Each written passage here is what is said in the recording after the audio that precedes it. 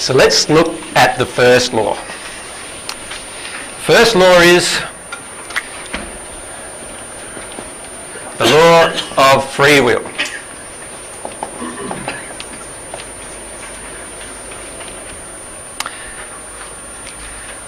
Now this is a very, very important law. It applies to all laws of God, in fact.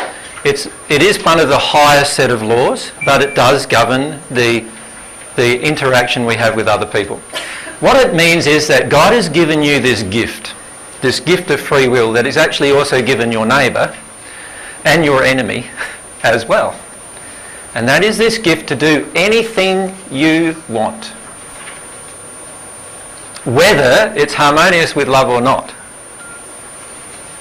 Right? Now, many of us with this gift of free will, we go down this track of saying, well, that didn't seem like a very wise thing for God to do, eh? Like, what if I want to do something bad, or my neighbour wants to do something, what if my neighbour wants to kill me? You're saying that God is going to allow that? And the answer is yes. Yes. Because we have this law of free will. There are consequences, remember we learnt yesterday, if they do it. But they do have the free will to make the choice to do it. Now, how does this law affect us in our relationship with others? So how will we treat others if we understand this law? Well, one of the first things we will do is we will always enable the other person's free will in all interactions with them. We'll never attempt to curtail another person's free will. We will never attempt to manipulate them or control them to do what we want. Right? Now, it sounds all nice in theory, right? But in practice, this also means that your young 5-year-old, they don't want to clean their room, you need to enable their free will. Right? What do we do normally instead? What we would normally do is we would normally say, you clean your room or else, and if the or else is usually a paddy or some kind of punishment where something is taken away from them. All right? Is that free will now? No. Okay. So how do we handle this situation? Well, later we'll talk about the real way to handle the situation, the loving way. For the moment, if we're understanding the law of free will, can you see that we wouldn't be manipulating our children into cleaning their room, for example? May I state why? Because the reason why your child doesn't care for its environment is a lack of self-love. And in you asking them to clean their room, you're not addressing the underlying cause of the reason why their room's untidy. Their room's untidy because they don't have enough care of themselves or enough care of their environment, and it's a damaged emotion that actually came from you, that they are actually triggering in you. Now, it could be that you are so ultra clean and so stressed out about being clean that that's the reason why they are being unclean. That's one of the reasons that it could be occurring. Or it could be that you were heavily manipulated by your parents and belted by your parents into making your room clean, so now you feel driven to be in the same manner with your child. Or, and when we get down to the real basis of it, it could be this issue that we do not love ourselves enough, and therefore our child has not learnt to love itself enough, and because of that it maintains a dirty environment. But can you see, if I don't address the cause, and we'll talk about cause and effect in another discussion, and instead want to manipulate their free will, I've now broken a law in my love of my child. Can you see there's little fine points about lots of this, isn't there? So what will we do if we enable other people's free will is, firstly, we won't attempt to curtail their free will, but the second thing we'll try to do is always help them express their free will. So in a relationship, for example, if you know your husband or wife is stopping doing something they want to do because you want them to stop doing it, you are straight away out of harmony with the law of free will. And that, by the way, applies to any situation in a relationship. Now that's a fairly big ask too, isn't it, when we think about it? How many times do we get upset with our partner for not doing exactly what we wanted them to do?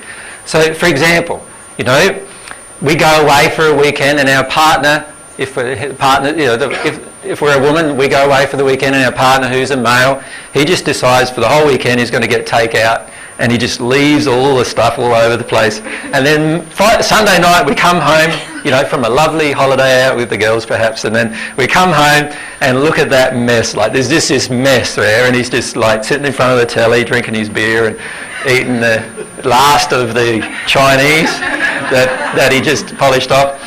And everything's a mess. Now that's his free will. In action. Yay. I'm not agreeing with his free will. I'm just agreeing with his right to express it like that. So he's allowed to express that. Now, your free will is that you don't have to tidy up if you're the woman coming home. But you may want to deal with some issues of the lack of love that he has for you in the process. Certainly. But you wouldn't be trying to force him to not do things that he's already chosen to do.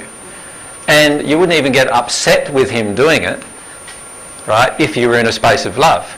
Mind you, you might not stick around for very long if you continue doing it. And we'll talk about your own self-love as a part of that process the next time we get together. But it's an expression of his free will. He is allowed to do this, right? Let's even take it further. Let's say you lived in a country, a war-torn country, and some soldiers came into your house, took your children away and shot them. Right. That's their free will in action. And you would not curtail their free will if you applied this law. And that's a pretty big ask now, isn't it? Like, they're starting to get... Are there any exceptions? No. Why would there be an exception? Wouldn't that be your free will to protect? We need to do mics with questions because otherwise they won't get on the sound. Wouldn't it be your free will to protect your children in that case? Of course, but you'll be breaking a law of harming their free will. So what do you do?